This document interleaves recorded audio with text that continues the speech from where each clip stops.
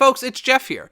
Just a quick reminder, if you're loving Disney Coast to Coast, there are a couple of easy ways that you can support the show. We'd love it if you could rate and review us on iTunes, or wherever you listen to the show. This is a simple way to help other Disney fans find us. Also, go ahead and share your favorite episodes on social media and be sure to tag us. You can find all of our social media information at DisneyCoastToCoast.com. And finally, I just want to say thank you to all of you who listen every week. Your support is very appreciated, and we love that you're enjoying our Disney geekiness. Now on with the show. Do you dream of fairies and princesses? Then you've come to the right place. Welcome to Disney Coast to Coast.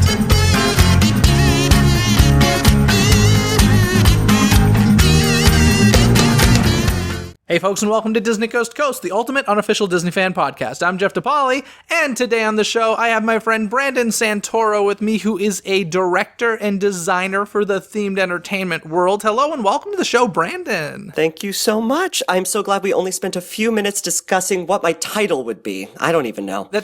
That's right. Well, you know, you're just going to make up something that makes you sound as excellent as you can. We try. Yeah. That's right. In any case, guys, it's been a while since we've had a Primetime at the Parks episode. So today we have Brandon on the show to discuss Sabrina the Teenage Witch. It was an episode called Disney World, where sadly they didn't get the memo that it should be Walt Disney World. Seriously. And it's episode 223 of the show, so it's at the end of the second season. And it's currently available on Hulu if you want to check it out. But in any case, are you ready to jump into this? I was born ready. Don't touch that remote, because you're tuned into Primetime at the Parks. Okay, before we get too far into it, I do want to know, what kind of a Sabrina fan were you? Did you watch the show semi-regularly, or you're familiar with it, I assume? I would consider myself a casual fan. Here, in watching the show, I realized how similar the show was in tone and how much it probably inspired Disney to fund movies like Halloween Town. Okay. And I was not a religious viewer. I did not watch every episode, and I don't know that I've ever seen this episode before having to watch it for us to discuss today. Okay, I did not. So here's the truth. I was a huge Clarissa Explains It All fan.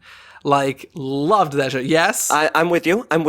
Oh, okay. So, of course, that's a Nickelodeon show. And then, you know, the show is on ABC. I believe it was part of TGIF. Is that correct? Correct. And it is not the only TGIF show to have received a Disney treatment. Oh, many of them Parks did. Treatment, shall we say. Hence the Primetime at the Parks episodes that we do here. But, yeah, TGIF. It's Friday night and the moon is bright. Gonna have some fun. I'll show you how it's done. TGIF. That was like... Welcome to TGIF Friday on ABC. That was the jam. That was the best. Truly. I loved it. But I will say, I never watched Sabrina so much. I did tune in at the beginning because I knew Melissa Joan Hart. I had a crush on her. I liked her a lot. And I tuned in for that reason because Clarissa was amazing.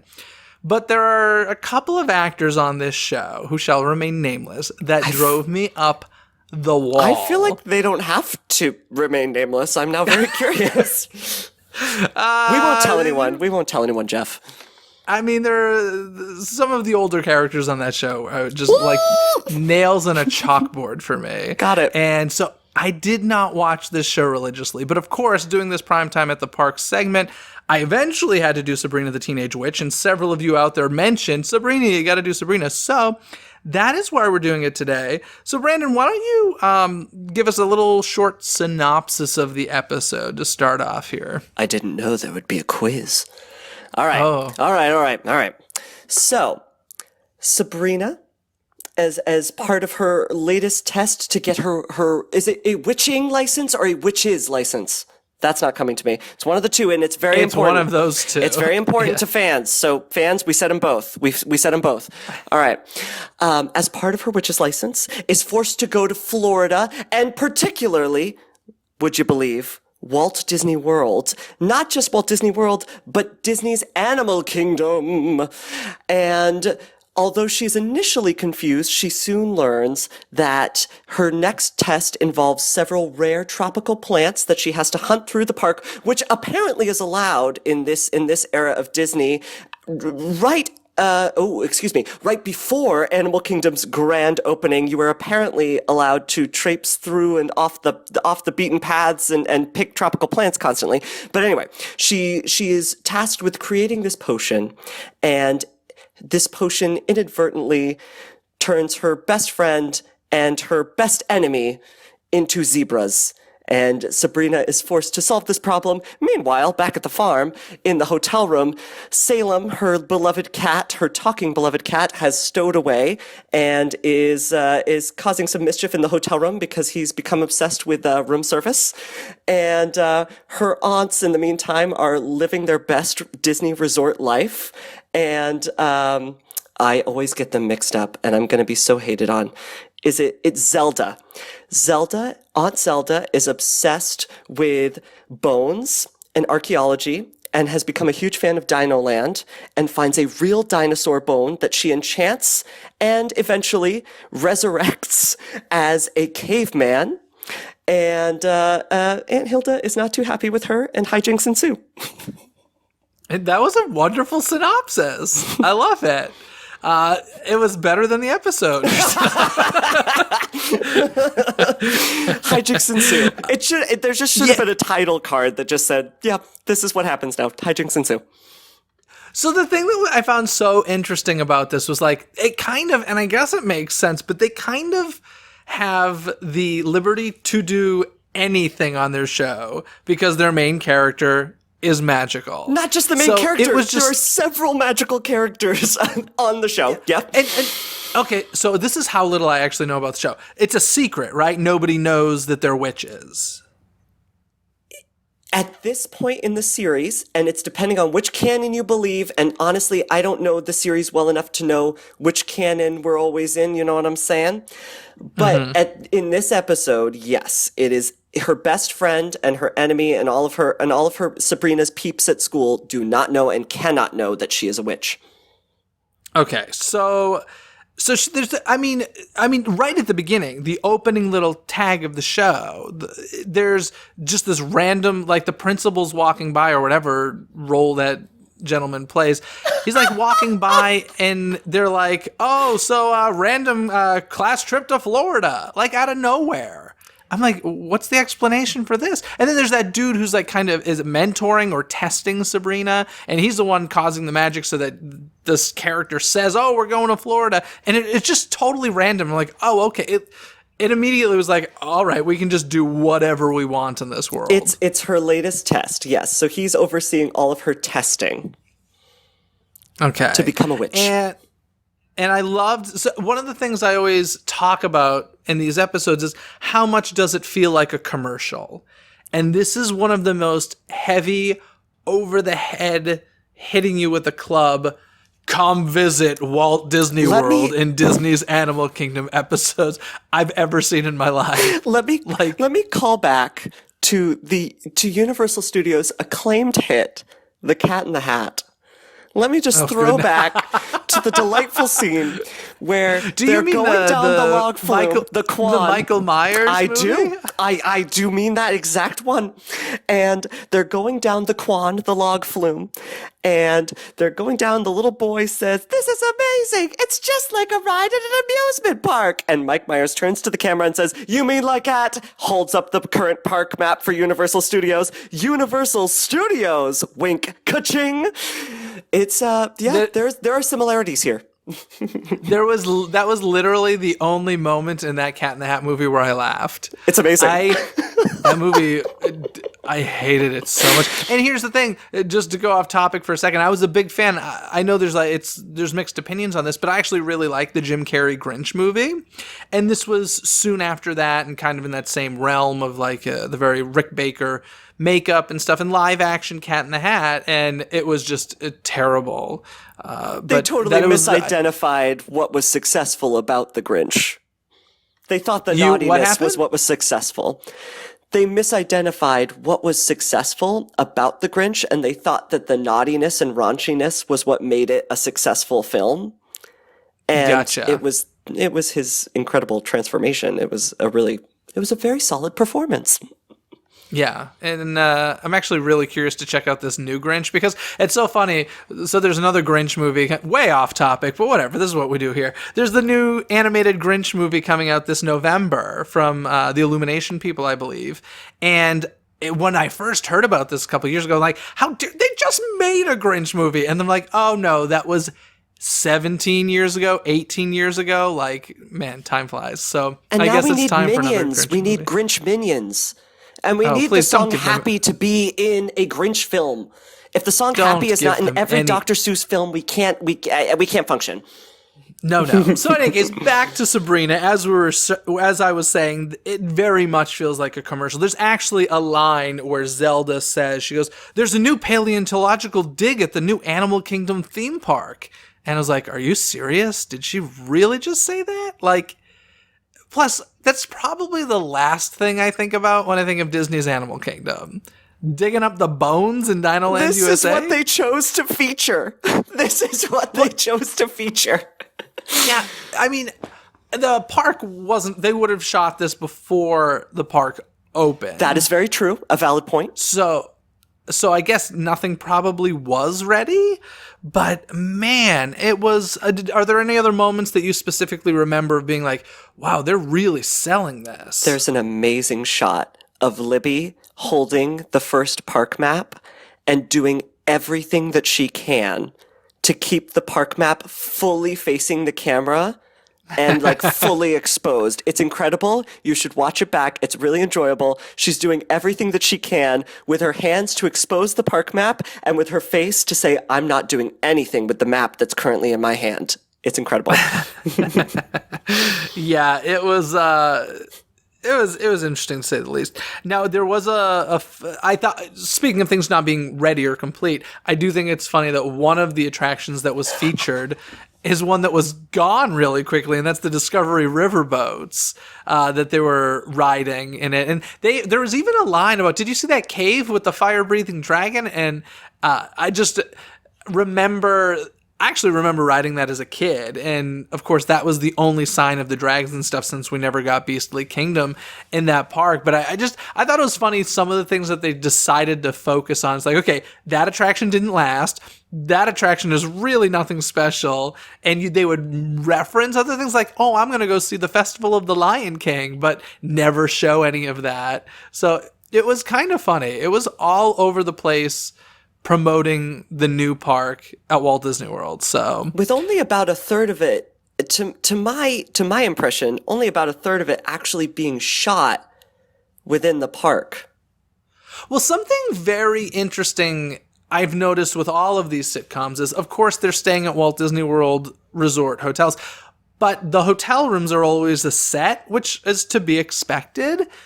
But the hotel rooms never look like any hotel room Right? at Walt Disney World. I want to stay in this hotel room. I want to experience that like kitschy 90s hotel room that we saw in this episode. Well, they were supposed to be, were they staying at the Animal Kingdom Lodge? I can't remember specifically where. They don't say, but I think it's They to be don't say? inferred. I'm pretty sure they Okay. don't say. Yeah, of all the sitcoms I've watched thus far, these hotel rooms do not exist at Walt Disney World. It's a special, and I wonder why. Like, I wonder if there's like some copyright thing, but somehow I doubt that's the case. I don't know. They decide to make their own sets, and they never look like they belong. But I assume it's That's something okay. to do with the dimensions of the actual rooms not being deep enough to do proper camera work for these kinds of sitcoms. I don't know. I wouldn't expect them to shoot in a hotel room, but I would expect them to I see what you're saying. recreate the hotel room on a soundstage, or at least, even if it's not recreating one from their hotels, I would expect them to like have Mickey pillows and stuff, like something that's like, this is Disney. Jeff, are you seriously going to tell me there wasn't enough Mickey in this episode for you? Did you miss Hilda's bag? Did you miss it? She literally what about- invented the Uniqlo t-shirt that's all Mickey faces in this episode. There was quite a bit of Mickey in it. I will give you that. I did think one funny line that it was clearly shooting in Florida. This is just what happens. Where one of the characters, like, I forget specifically what they said, but they're like, oh, I want to do this. And like, well, after the rain stops, because clearly continuity had just been destroyed because everything was soaked at that point. So, they had shot like a whole day's worth of stuff. And all of a sudden they're like, oh no. But you kind of got to count on that in Orlando, I would say. True. Funny. So you mentioned the two girls turn into zebras, and holy 90s special effects Batman, like that was some TV transformation right there. Like the magic on the show is super hokey. That's half the fun. Did you enjoy watching this? Like I know we're kind of ripping on it a bit, but like, did you enjoy watching it? I was so delighted.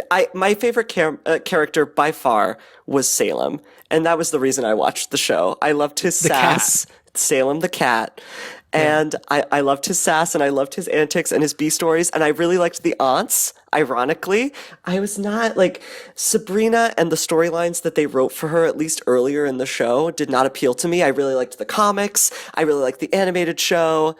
But, and I liked the performance of Melissa Joan Hart, but I didn't necessarily always like the things that they had her doing because and we'll get to this, I'm sure, but the reality is the writing on the show, especially in this episode, it shows how quickly they were trying to churn out a story in the 22-minute format. They're struggling. They're struggling to tell this particular tale in the time limit. Talk a little bit more about it. It sounds like you have some specific thoughts on that, so... Well, to your point, within the first 30 seconds of the episode, before we even get to a title card, we literally find out we're going to Disney World with no context whatsoever, which, if you're a constant viewer of the show, you would understand as, oh, next test coming right up, So wait a sec, did she have a test every episode? I don't know, not every episode, but it's a frequent story beat, to my memory. Okay. At least the episodes that I can recall, it's a frequent story beat in this section of the series that she's trying to get her license and she's constantly being challenged, even though it's not always presented as obviously as like, here's your next test. Ba-bing! Okay. But yeah, it was a journey. It was a journey. It's a journey. It's a little stretch of logic that like she needs to go to Animal Kingdom to collect these plants. They never really cover the fact that she's like off-roading through the park. Not actually, they do cover that. But why is her dear friend the teacher chilling out there with her constantly? Well, okay, so that's what was so funny. And one of the other points I like to talk about on PrimeTime at the parks is unrealistic things that happen, like that, this would not actually be able to happen in a Disney park. And as you mentioned, so every time, I almost called her Clarissa, every time Sabrina is off the path, like collecting her plants, that the Muldoon character there, what's his name? Martin Muldoon? The actor's name anyway. No, I gotta look this up. What is it? Martin Mull. You gotta do it. Who's Martin Mull? What's Muldoon? Muldoon is from Jurassic Park. Jeez, I've been watching too much Jurassic Park lately. You have. Yeah, that's what I was thinking. Martin Mull, who played the Principal Willard, he was always popping up and catching Sabrina. But I was like, okay, where are the cast members, number one? Like, that would immediately be a thing where cast members would see you jumping in the bushes of the park, collecting samples, and be like, no. But even crazier and even more unrealistic is the fact that, like, they were walking through the safari. We do see the Kilimanjaro safaris in this episode. And they were walking, like, through there, like, when they were turned into zebras, they're clearly in the Kilimanjaro safari. So it's just a lot of, like, oh, no way on earth would any of this ever happen. Even, taking the magic out of it. Like, this is just not okay. So that kind of cracked me up a bit. Was there anything else that you saw that you were like, oh, goodness, that couldn't actually happen in a Disney park? Well, I mean, I don't mean to burst anyone's bubble, but I think the likelihood of you finding a real dinosaur bone in an accessible interactive dig site for children is probably not going to happen. And I think the likelihood of an adult being permitted to play in that area is somewhat slim. I was going to say even more so is the fact that there were no children around. Like, it was just her digging. I was Fair. like, oh, no line for this attraction, apparently. It was kind of an advertisement to show like us adults or older teens, like how cool Dino Land will be. This is your land. And then they opened it and realized, oh, oh, maybe not. And now they have a Donald's Dino Bash there. Which, you know what? I live for Chip and Dale and dinosaur costumes. I live for those photos. So bless you, Disney. I do too, to be honest. Like, I think Donald's Dino Bash is one of the most ridiculous, absurd things I've ever heard. I know, I get why it exists, and it's important for it to exist for the character meet and greets. But those Chip and Dale Dino costumes are amazing, and I love everything about them. So, yeah. But have you ever dug up a bone at Dino Land USA? I never have. Isn't there now an age limit on the actual digging area? I don't think I was there when I was an appropriate age to be participating. I don't know, but it does sound like you've looked into it. It sounds like you've wanted to dig and have been turned away. I mean, this is me every day at Disney. I want to do all the things that it would be very awkward for 26-year-old Brandon to go do. I am that 26-year-old that goes and occasionally watches Disney Junior live because I have a wonderful time, but I always have to bring a friend because I don't want to have any problems. That's funny. But in that dig area, as you mentioned, she does find an actual caveman bone and brings this caveman to life. And this was just like wow. They had nothing to do with these two characters this episode, did they? They had nothing to do with any of them. They had nothing to do with any of the characters. Well, it was actually kind of funny because the boy, I guess, is it Sabrina's boyfriend or at least love interest? Somebody she's love interest. Oh, Harvey. He through magic just ends up becoming a safari guide. And I'm like they just wanted to get rid of him, so they threw him on something that they would cut away to every once in a while. It's very, very weird. Weird choices made.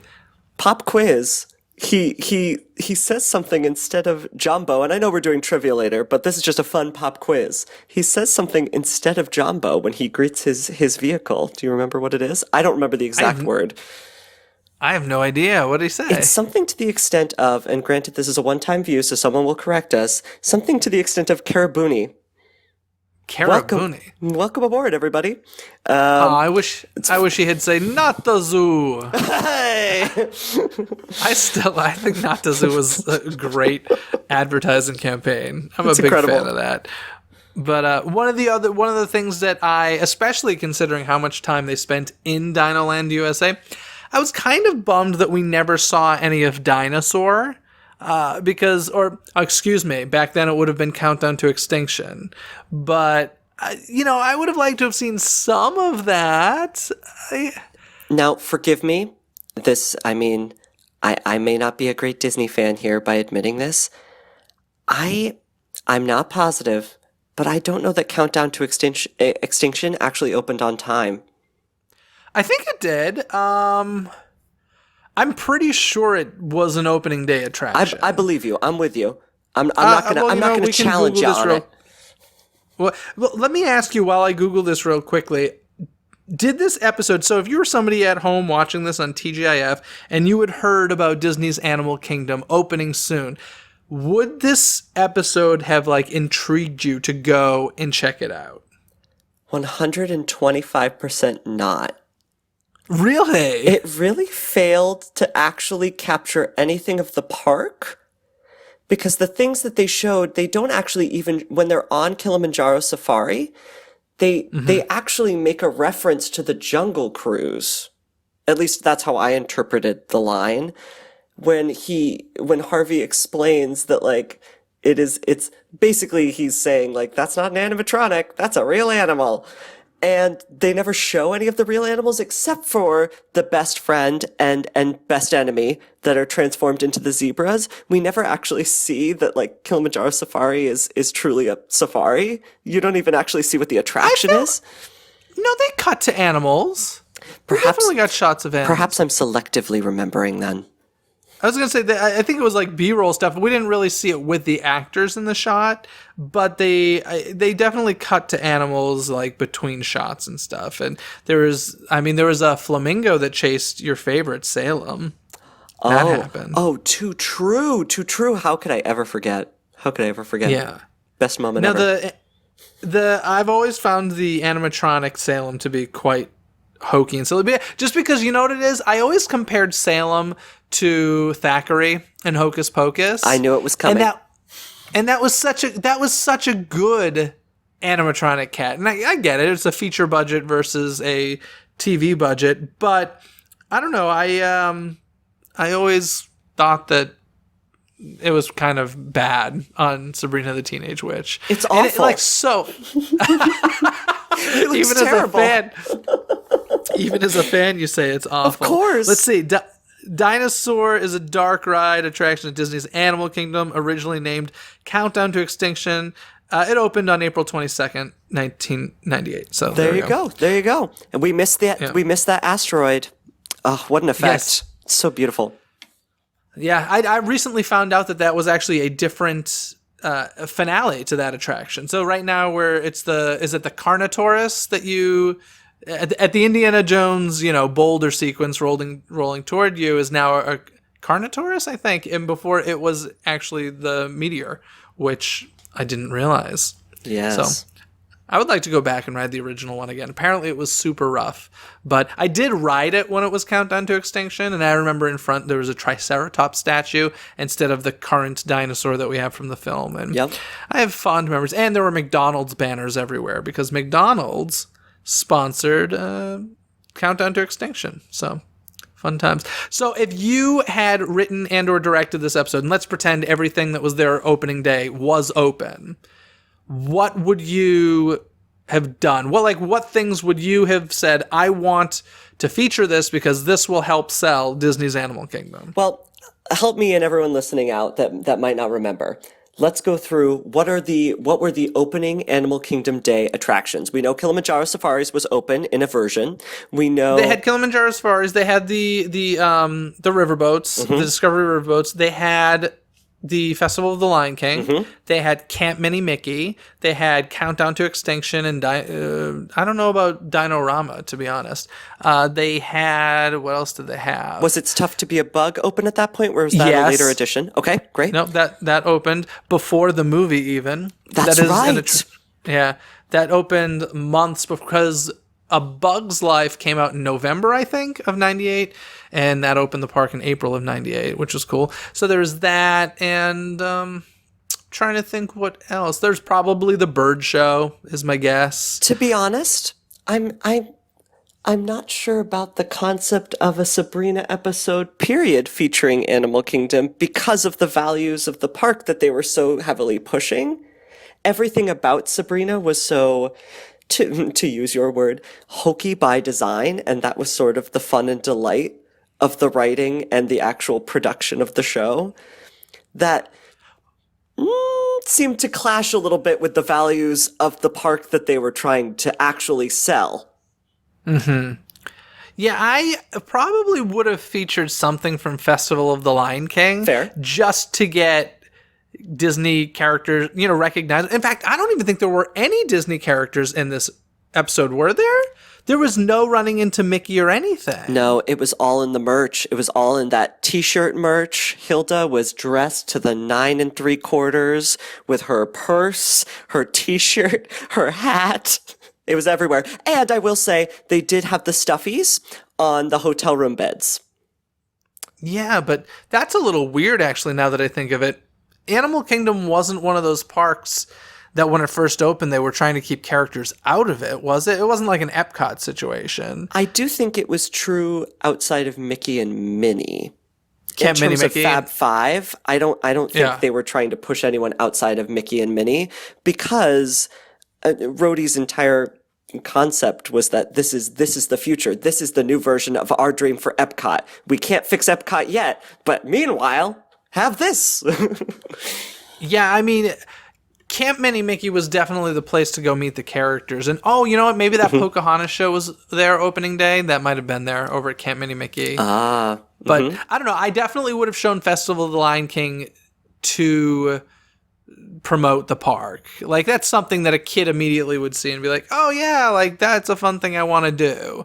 And yeah, they just kind of spewed fun little weird facts out. Like, they were looking at the Tree of Life and they'd be like, X amount of carvings are on the tree. And it's like, all right. Like, it just, it was so commercial. It just kind of cracked me up. Yeah. I was a little surprised by the amount of time that they actually spent in the hotel room and not shooting a park. It's a lot easier to shoot in a hotel room and A hotel room set, no less.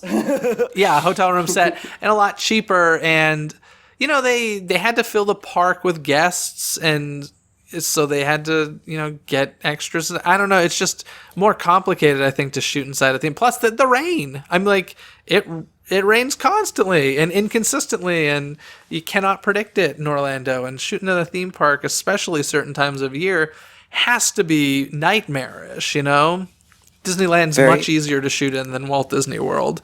So, very true. Anyway, any other favorite moments or moments that just made you pause when you were watching this episode? I mean, so many delightful moments. I just loved that every single exchange with Sabrina and her principal was literally 20 seconds long. Like, all of those scenes were essentially cutaways where she was being caught in the act of like, oh, I found a new plant. Also, just let's level with me here, Jeff. How many tropical plants do you genuinely believe are off the beaten path? Because to be clear, Sabrina was not always in Kilimanjaro Safari. They made it look like she was literally stepping off the path in certain areas and like picking in what looked like deciduous forests to find these tropical plants. Well, the thing that was so funny was like, I actually think they could have sold this concept a little better. So she needed these specific tropical plants to collect for the potion. And the explanation was, now I get why I'm in Orlando. It's like a tropical climate. Whereas I felt like, because, I mean, to me, that means she could have gone anywhere in Orlando to collect this thing. She didn't need to be at Disney's Animal Kingdom. I feel like they could have, if they really wanted to sell that point or at least justify that point, they could have been like, oh yeah, these tropical plants were specifically planted at Disney's Animal Kingdom for the realism of, the places we're supposed to be creating here. You know what I mean? Exactly. Why did they not sell the countries, the regions that the park is built on? Well, I think wasn't only Africa available opening day? Fair. Fair. I think Asia might have had a small section, but I don't think it had any attractions. It wasn't a selling point. No. And yeah, basically if they tried to sell a different country, it would have been like, where is that? Oh, it'll be ready in 99, 2000, So, but yeah, I don't know. They could have totally BS'd something like that. I feel like where they're like, oh yeah, we brought in all these tropical plants for the realism of Disney's Animal Kingdom. And they never did that. They were just like, Orlando has tropical plants. Great. Let's go somewhere else where I could, take plants and not get into trouble every 5 seconds. But they didn't do that. It was, to say the least, this episode was a stretch. And of all the PrimeTime at the Parks episodes I've done so far, this was the least fun one to watch. And it kind of just reminded me that there's a reason I did not watch Sabrina the Teenage Witch. Nothing against Melissa Joan Hart. I think she's lovely. But not a fun show. And I don't know, was not part of my TGIF experience, that's for sure. And that's fair. I don't even remember when I was watching the show, if it was really even a part of TGIF at that point, or if it was later on and it's in the show's life. You know what I mean? Is this a show that's repeated, on TV at all? Obviously, we can get anything whenever we want. As I said, it's on Hulu, and we're really selling it right now, so people are going to want to run to Hulu and check out this episode. I mean... But I'm sure somebody listening is a fan of this show and probably loved this episode. In fact, if you are listening, I would be curious to know if this episode made you want to go to Disney's Animal Kingdom. I'd be very interested to know that. But it wouldn't have for me. That's pretty much what that says. Any other favorite moments that you had, or favorite is such a weird term to use when it comes to this episode. Any other moments that stood out to you for this episode? Hey, I'm not here to be a sourpuss. I had a delightful time watching this. I'm glad you enjoyed it. I'm glad It was wonderful. It was wonderful. You know, this episode made Stefan Urkel appearing at Epcot from a transformation machine seem realistic compared to the situations that Sabrina was put in. I mean, whatever. It did. I mean, I'm not gonna fight you on that point. I just love. Do you remember any of the excuses that she came up with when the principal caught her? She was looking for the bathrooms. She found an ice machine. An ice machine. So that was the weirdest thing. She, in the middle of, Disney's Animal Kingdom, in the middle of like shrubbery, she said she was looking for an ice machine and then magically made one appear? But my favorite detail is that she's looking for an ice machine because she just wants to put a piece of ice in her mouth. Like she goes, got it, and takes the ice cube and pops it in her mouth and walks off. Okay, who wrote this stuff? Incredible. I would really. She was hot. She's not used to the climate. Actually, where is Sabrina set? Do you know? Oh. Are they in Salem? You know I'm not going to remember. I'm not going to remember such a crucial detail. Oh, talk about one of your favorite moments while I Google this, because now I got to find out where this show is set. All right. There was the delightful concept of conjuring the caveman. And that poor actor. Oh God. That poor man. The things that they made that man wear. Where did his disguise attire come from? Where did they get the disguise attire? It looked like something from the 80s. Why did they have 80s clothing in their 90s suitcases at a resort in Orlando? Very confusing, but honestly so delightful. Just so delightful. Yeah, the caveman thing is, I was just talking about recently, we did an episode where we were talking about Phil of the Future from Disney Channel. Brilliant. And they have a caveman episode too, and it's just, I'm always just feel like, oh, this poor actor. It's a classic trope. This is probably an actor that studied Shakespeare and is now running around as a caveman. I'd say, listen, work is work, and I don't judge them whatsoever. I just do feel slightly bad for them when I see it. I'm always just like, oh, this. Well, you're so busy hating on Salem. That dude had to look like that for an extended period of time. Well, the thing that always amazes me that nobody notices either, they're like, oh yeah, this is just like a dude. All he does is grunt. In fact, there's the whole tag at the end of the episode that was clearly like all improv between Martin Mull's character and the caveman. And I'm just like, what is happening here? This is just, it's pure insanity to me. It cracks me up. They had fun. I cannot find where this show was supposed to take place. I found the actual location of the exterior of the house. It's in New Jersey. But I don't know where the show is supposed to take place. But apparently not Orlando, Florida, because that's where the magic brought them. Yeah, so, I would guess Northeast. That's sort of the vibe they give off. Wait a sec. What year? Oh my goodness. You know what they should have done? There should have been a moment, even if it was just like a passing by moment. I think the Sanderson sisters should have walked by Sabrina, the witch.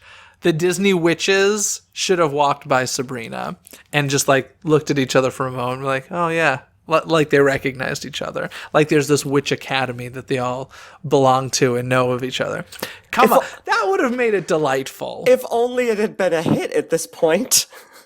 Let's see, it had been 5 years. It had not been long enough for it to make enough money.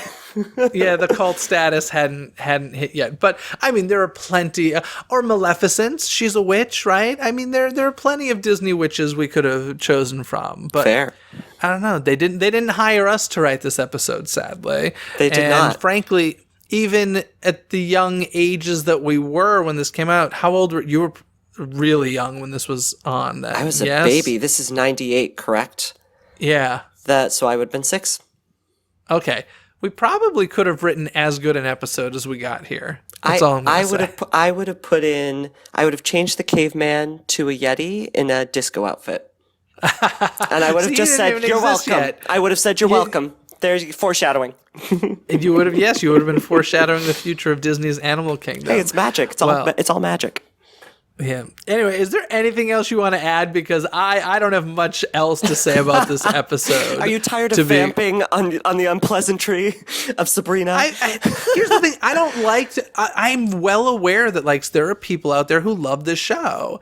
And I don't want to crap on their show, but at the same time, I can't do anything but speak my truth. And like, I think anybody that knows this show knows I'm just very honest about things. And hopefully that's the reason that they tune in. So if I didn't like something, I'm not going to lie about it. I didn't like this. I thought it was quite bad. It's a much hokier Sabrina than the one that I remember. As a kid, I was very much into this type of show. And I said it once and I'll say it again. I really think it primed me to fall in love with what I by far think is my favorite Halloween movie, Halloween Town. I think I was just set up to like be in love with this kind of style of like very 90s comedy, slightly hokey special effects, but we're zooming through. There's a little bit of techno in the soundtrack for no reason. We don't know why, but it's magic, you know? Fun story about somebody in the cast here. The girl who played Sabrina's enemy is like one of the first celebrities I ever spent a good amount of time with, because years ago now, I was working at a theater in Massachusetts, and I think she had a boyfriend in the production or something, but I just remember we all went out to a restaurant after, and I was just, this is before I lived in LA. It's like being around any celebrity, even if it was somebody I didn't care about, I was like, oh my goodness, that person's famous. And I was just like completely enraptured by the fact that she was with us and hanging out. And now I'm just like, oh, this show's so bad. I love everything about that. Yes, I think it was the Wild Horse we were eating at, which is a really wonderful restaurant, if it happens to still exist in Beverly, Massachusetts, near North Shore Music Theater. They have really good nachos, just putting that out there, if anybody listening happens to live near there. I spent much of time there. So, in any case, I think we're going to move on to trivia, yes? Are you ready for some trivia, or do you want to add anything else to this? I don't know if I'm ready for trivia, Jeff. I might need to lie down a second. Okay, well, I think you're going to have to get a handle on yourself, because that means it's trivia time! Okay, Brandon, do you want to hit me with a trivia question first, or shall I hit you? I mean, I don't... I guess I put up your dukes, man. Go ahead and hit me. Okay, I kind of answered this slightly, or at least part of it earlier when I was speaking. But let's just start. Do you believe that this episode aired before or after Disney's Animal Kingdom opened? This episode aired 2 days before Animal Kingdom opened. In, I believe, April of 98, I want to say, something like that, maybe. You got it mixed up. The park opened 2 days before. The park opened first. Wow. Yeah, so the park opened on April 22nd, 1998, and this episode aired on April 24th, 1998. There you go. Which means they did indeed have to shoot this in the theme park before it opened, because it wouldn't have been open unless they had test days. They may have shot it during normal business hours if they were, testing things out, but it aired just 2 days after it opened. So, I mean, I get it. It's what they were promoting. I mean, I wish they had stuck Michael Eisner in the episode somewhere. That would have been great. That would have made my day. Michael Eisner. Hi, I'm Michael Eisner, and welcome to Disney's Animal Kingdom. And then she says, hey, I'm looking for the ice machine. Yeah, exactly. Is there an ice machine nearby? Yeah. No. Yeah. But yeah. So, yeah, I mean, it was clearly a commercial for Disney's Animal Kingdom, and they did their best job that they could do it in that situation, I guess. I love everything about that. I'm going to be honest. I'm behind the scenes.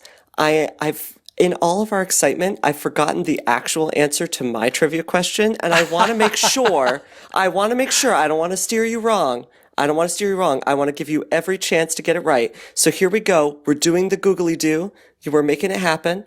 So why don't you entertain the people as we go here for a second?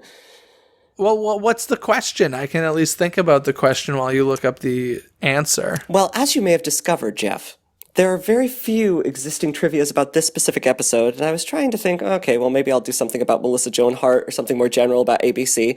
But now that you did something like that, I think I'll go back to this fun little bit of trivia.